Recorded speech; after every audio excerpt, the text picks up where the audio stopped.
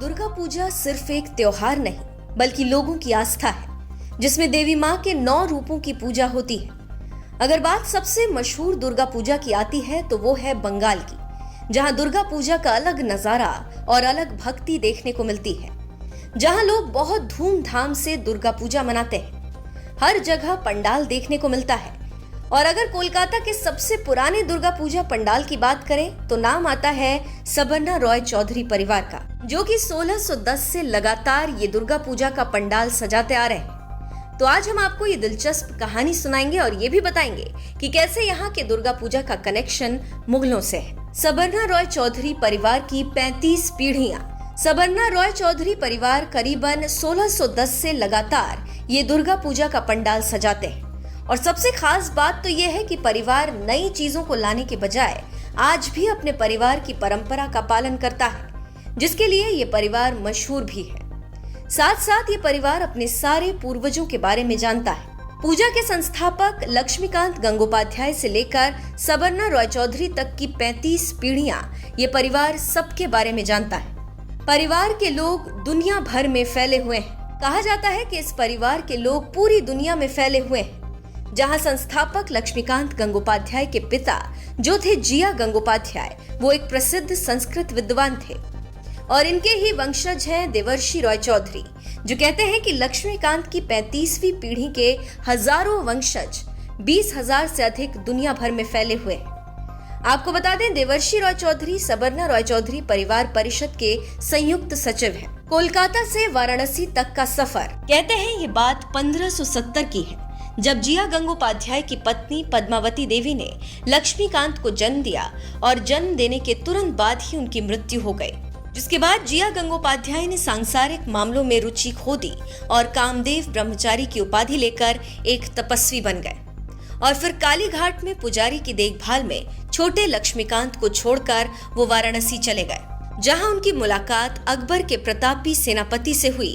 फिर अंबर के राजा मान सिंह से मिले, जिसके बाद वो राजा जिया गंगोपाध्याय के शिष्य बन गए। इस परिवार का अकबर और मुगलों से क्या है कनेक्शन?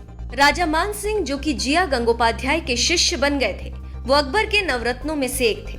और इन्होंने ही 1608 में जिया गंगोपाध्याय के पुत्र लक्ष्मीकांत, जो कि अभी के बंगाल के पूजा के संस्थापक थे, उन्हें दक्षिणा के रूप में एक विशाल किराए से मुक्त जागीर दिया, मतलब जमीन। और यही जमीन अभी के समय में कोलकाता के उत्तर में हवेली शहर से लेकर शहर के दक्षिण में डायमंड हार्बर तक फैली हुई। लक्ष्मीकांत ने रिकॉर्ड कीपिंग और प्रशासनिक कौशल में अपनी दक्षता से मुगलों को भी प्रभावित किया, इसीलिए उन्हें मजूमदार की उपाधि से सम्मानित किया गया। बाद में जब उन्होंने एक जागीरदार के रूप में उत्कृष्ट प्रदर्शन किया तो उन्हें रॉय और चौधरी की उपाधियां मिली। तब से लक्ष्मीकांत के वंशजों ने खुद को सबरना रॉय चौधरी परिवार के रूप में पेश किया। ऐसे हुई दुर्गा पूजा की शुरुआत। बात 1610 की है, जब लक्ष्मीकांत के जागीरदार बनने के 2 साल बाद उन्होंने और उनकी पत्नी भगवती देवी ने अपने सबसे बड़े जिले बरिशा में दुर्गा पूजा शुरू करने का फैसला किया। ये पहली दुर्गा पूजा नहीं थी। देवर्षि कहते हैं कि बरिशा दुर्गा पूजा माँ दुर्गा और उनके 4 बच्चों की एक साथ एक चलचित्र या संरचना में पूजा करने वाली पहली पूजा थी। मुगल सम्राट के अनुदान के बाद शुरू हुई पूजा।